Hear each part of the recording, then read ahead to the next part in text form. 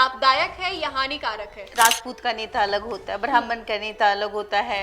चिराग पासवान के सेहत पे कोई फर्क नहीं पड़ने जा रहा। जातीय जनगणना बहुत बड़ा खेल कर सकती है बिहार में। तो यादवों की संख्या सबसे ज्यादा है, मुस्लिम की भी संख्या है, तो MY का समीकरण कहाँ फिट बैठता है?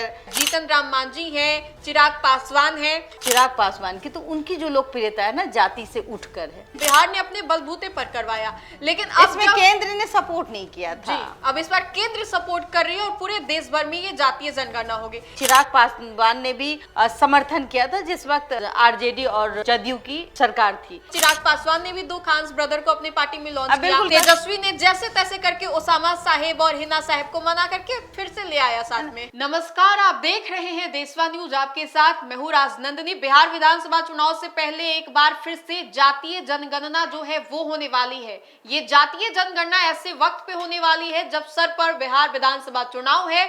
आपको याद होगा कि जातीय जनगणना को लेकर के कितनी ज्यादा सियासत बिहार में हुई थी। बिहार में किस तरीके से तेजस्वी यादव ने प्रेशर डाल दिया था, कह दिया था कि अगर जातीय जनगणना नहीं हुई तो वो सुप्रीम कोर्ट तक जाएंगे। उसके बाद बिहार ने अपने बलबूते पर ये जातीय जनगणना कराई और जो नतीजे हैं वो सबके सामने थे। नीतीश कुमार ने खुद उस वक्त अपने सोशल मीडिया हैंडल X पर पोस्ट भी डाला था कि बिहार में जातीय जनगणना सफल हो गई है। एक बार फिर से आपको बता दें तो बड़ी खबर आ रही है। आज की जो केंद्रीय बैठक हुई थी उसमें सबसे मूल्य बात यह है कि जातीय जनगणना जो है देश भर में होगी। तो जातीय जनगणना को लेकर के आज हम इस डिबेट में बातें करेंगे और चर्चा में हमारे साथ शामिल है देशवा न्यूज की brand ambassador Babita Mishra. Ma'am से जानेंगे बिहार में भी जातीय जनगणना होगी, हालांकि देश भर में हो रही है। जातीय जनगणना को लेकर के कितनी ज्यादा सियासत हुई थी, आपको भी याद होगा। मुझे लगता है कि बिहार में जातीय जनगणना हो चुकी है। जहां तक जिस समय नीतीश जी और RJD की सरकार एक साथ थी और तेजस्वी यादव ने बहुत बढ़ चढ़कर बोला था, ये कहना था कि जातीय जनगणना बिहार में अति आवश्यक है। दूसरी बात कि चिराग पासवान ने भी उस वक्त समर्थन किया था जिस वक्त RJD और जदयू की सरकार थी। तो ये खबर और जिस तरीके से ये सफल हुई, आपने देखा होगा कि ये जातीय जनगणना सफल भी रहा। तो अब कहीं ना कहीं अब जो BJP हैं या केंद्र में अब ये चीजें लागू होने जा रही है। आपको याद होगा जब जातीय जनगणना हो गई तब बहुत खुशी से नीतीश कुमार जी ने ट्वीट किया था कि हमने झंडा गाड़ दिया, जाति जनगणना हो गई। और जाति जनगणना के तहत आपने देखा होगा कि इसमें कुछ आंकड़े मैं आपको दिखाना चाहूंगी। पिछड़ा वर्ग 27.12% है, अत्यंत पिछड़ा वर्ग जो है वो 36% है, अनुसूचित जाति 19% से अधिक है, कुल आबादी 13 करोड़ से ज्यादा है। ये पिछली बार की जातीय जनगणना की जी 13 करोड़ से ज्यादा की आबादी अब बिहार में हो रही है। मुझे लग रहा था कि 12 करोड़ हुई है, लेकिन 13 करोड़ की आबादी हो चुकी है बिहार में। सबसे बड़ी बात है और ये जनगणना सफल भी हुई और उसमें सबसे अगर अधिक की बात करूं तो यादवों की संख्या सबसे ज्यादा है जी।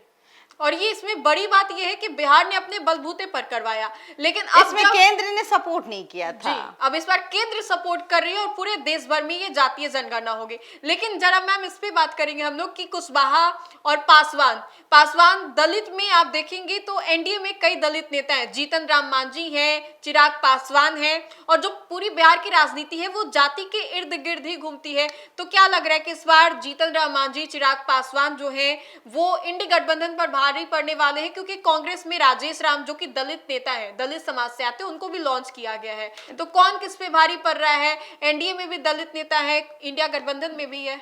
सबसे पहली बात मैं कहूँ कि सब एक दूसरे को लुभाने का काम करेंगे। जितने भी अत्यंत पिछड़ा वर्ग जो है उनका नेता हमारे यहाँ बिहार में है ही, और कौन किसके पार्टी में आना चाहे ये भी सबके लिए रास्ता खोला गया है। और ख़ास करके अगर मैं कहूँ कि यादवों की संख्या ज़्यादा है बिहार में, उसके बाद आप कहेंगे कि मुस्लिम की भी संख्या है, तो MY का समीकरण कहाँ फिट बैठता है? तेजस्वी यादव के पास फीट बैठ रहा है। तो कहीं ना कहीं अगर सभी नेता कहते हैं कि जीतन राम मांझी अपने समुदाय के लिए लड़ते हैं, कहते हैं कि भाई हम अत्यंत पिछड़ा वर्ग है, तो भाई हम उनको मनाने के लिए एनडीए हमेशा खड़ी रहती है। यहाँ चिराग सीट पासवान को लेकर के नाराज हो जाते हैं मांझी जी। बिल्कुल बिल्कुल बिल्कुल।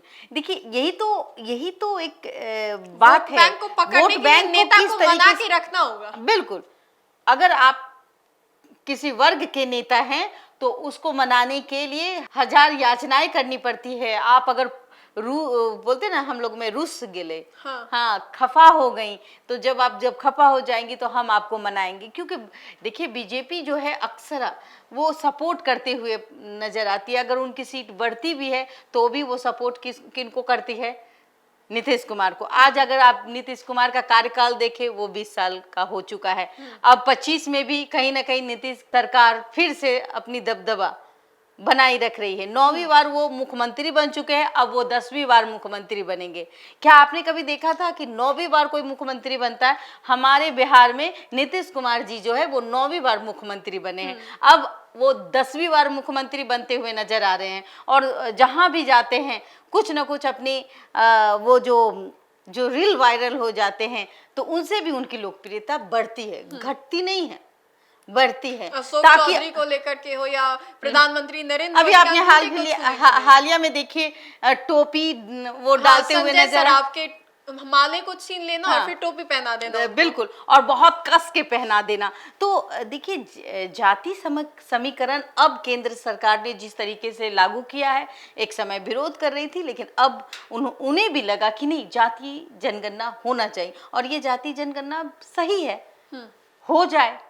कौन कितने पानी में है ये भी तो पता चल जाए। बिहार में तो पता चल ही गया है, अब यूपी और मतलब अनेकों राज्य हैं, अब हमें भी पता चलेगा कि कौन राज्य में कितने प्रतिशत कौन कौन है। जातीय जनगणना से लाभ ये होगा कि पता चलेगा कौन कितने वर्ग से आ रहा है, और इससे राजनीतिक दल को ये लाभ होगा कि जिस वर्ग से ज्यादा लोग हैं उसके नेता को आप रिप्रेजेंटेटिव बना दीजिए। जैसे बिल्कुल, मुस्लिम समाज जो है वो काफी ज्यादा है, तो अभी चिराग पासवान ने भी 2 खान ब्रदर को अपनी पार्टी में लॉन्च किया। तेजस्वी ने जैसे तैसे करके ओसामा साहेब और हिना साहेब को मना करके फिर से ले आया साथ में। किसी ने राजपूत का नेता अलग होता है, ब्राह्मण का नेता अलग होता है, मुस्लिम का पूरी नेता, राजनीति बिहार में जात की है। तो अब ऐसे जब आप जातीय जनगणना करेंगे तो आने वाले समय में आप देखिएगा कि हर राज्य में अपने ही जात के लोगों को मुख्यमंत्री देखना पसंद करेंगे, क्योंकि अब वो बात नहीं रहेगी।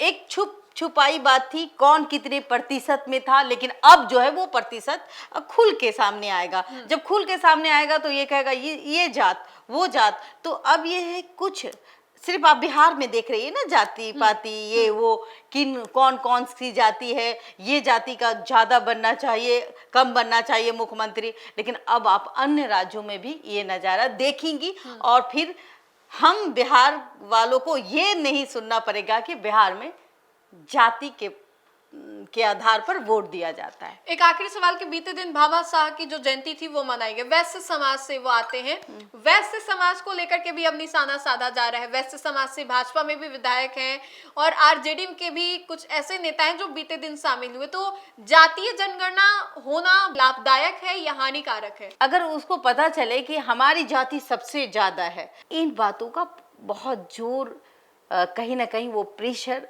देखने को मिलेगा कि अगर कोई जाति जनगणना में सबसे अधिक है तो वो ये कहेंगे, अपने दबदबा को रखेंगे कि भाई मैं यादव हूँ जी, मेरा इतना परसेंटेज वोट है, मैं ब्राह्मण हूँ तो थोड़ा सा कम है तो मैं दब के रहूँगा, मैं मुस्लिम हूँ, अगर मुस्लिम में बढ़ गया सीट तो वो भी उनके भी नेता होंगे, उनकी भी दबदबा होगी। तो जाहिर सी बात है कहीं ना कहीं हमें लगता है कि ये समाज में थोड़ी सी त्रुटियां नजर आती है और इस त्रुटियों को हटने के बजाय ये बढ़ती हुई जा रही है। जिस तरीके से आज सोशल मीडिया पर तमाम खबरें आप देखती होंगी और सोशल मीडिया कुछ अच्छे भी प्रेजेंट करते हुए नजर आते हैं, कुछ गलत भी, तो लोग ज़्यादा गलत को देखना पसंद करते हैं और सही न्यूज़ को कुछ कम ही लोग पसंद करते हैं। तो ऐसे में हम और आप हैं जो सही न्यूज़ दिखाते हैं और कुछ लोग हैं जो गलत सलत न्यूज़ दिखाते हैं, उनके न्यूज़ को लोग ज़्यादा फॉलो करते हैं और रही बात चिराग पासवान की, तो उनकी जो लोकप्रियता है ना जाति से उठकर है। चिराग पासवान की जिन्होंने समर्थन दिया था कि जाति जनगणना होनी चाहिए, उनको भी लग रहा था कि हमारी जाति सबसे ऊपर होगी, तो जाहिर सी बात है एक मन में तो वो थोड़े नाराज भी चल रहे थे नीतीश कुमार से, इसीलिए उन्होंने ये मांग की। अच्छा ऐसा है।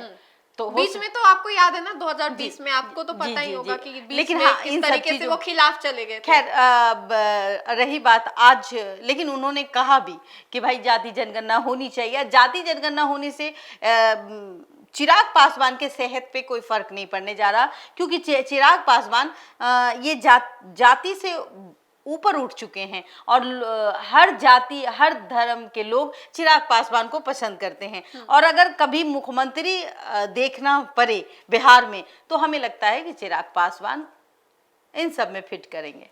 तो देखिए, बिहार में विधानसभा का चुनाव कुछ ही महीनों के बाद होगा, लेकिन एक बात तो साफ है कि आप चाहे चुनाव से पहले कितनी भी योजनाओं की घोषणा कर दे, कितने भी जन कल्याणकारी बातों की घोषणा कर दे कि ये कर देंगे, वो कर देंगे, इतने पैसे दे देंगे, ये फ्री कर देंगे, वो ला देंगे, लेकिन जब चुनाव आता है ना, तो बिहार में ये कड़वी सच्चाई है कि जो राजनीति है वो जाति के इर्द गिर्द ही आके रुक जाती है। भूमियार का नेता भूमियार वालों से वोट लेता है, राजपूत का नेता राजपूत वालों से लेता है, और मुस्लिम का जो नेता है घूम फिरा कर कहीं और से, नहीं तो फिर राजदिया यहाँ वहां चला जाता है। तो राजनीति बिहार में जाति की ही होती है, और बिहार विधानसभा चुनाव से पहले ये जातीय जनगणना बहुत बड़ा खेल कर सकती है बिहार में। तो फिलहाल के लिए इस खबर में इतना ही। अगर आपको हमारा ये वीडियो अच्छा लगे तो लाइक करें, हमारे चैनल को सब्सक्राइब करें और इस वीडियो को आप ज्यादा से ज्यादा लोगों तक पहुंचाने का